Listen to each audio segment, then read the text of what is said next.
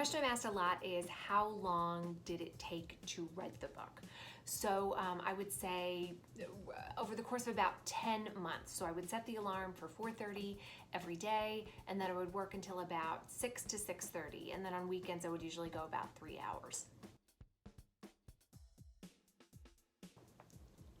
Well, the reactions to being in the book varied. They were all overwhelmingly positive.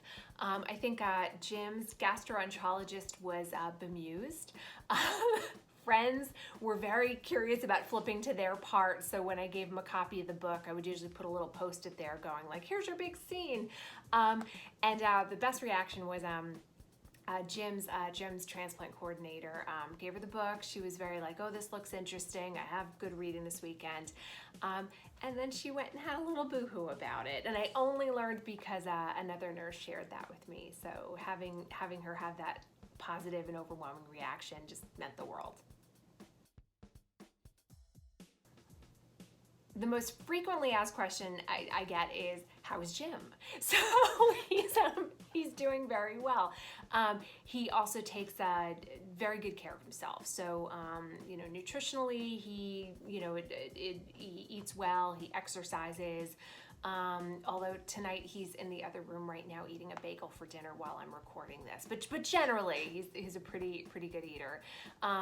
Frequent volunteer, he's in good health, I think, but through careful maintenance to make sure it stays so. One of my favorite reactions is, I knew nothing about organ donation and this got me really excited about it. What can I do to be helpful? So that's pretty awesome. So I think there's three things. So one is register to become an organ donor. You don't have to go to motor vehicles. You just go online. It takes under a minute, and I'm going to include the address right here. So number two, you could also be an advocate. So you could share Jim's story. That's lovely. You could also become an ambassador for the United Network for Organ Sharing, UNOS. And also there are lots of local organizations, organ procurement organizations, like our local One New Jersey Sharing Network, that would love your help, either by being an advocate or maybe assisting with an event. They're just always looking for ways that nice people like you can help.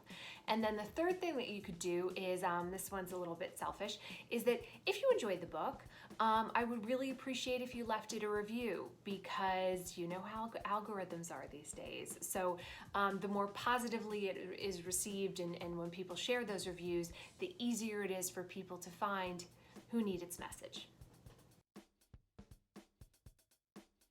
I didn't know what to expect. I think my publisher selected a very fine and very talented narrator. You know, in the back of my mind, I'm going, he's a dude. Okay, we'll see how this works. When I finally heard the audiobook, I was absolutely blown away. And what surprised me is that James, the narrator, took a different take on things than I may have. As he was performing it, I actually forgot that I wrote it. So it was this kind of out-of-body experience. I found myself laughing at something just by the way that he said it. So an author never really gets to enjoy their own work, but the audiobook made it possible for me to do so.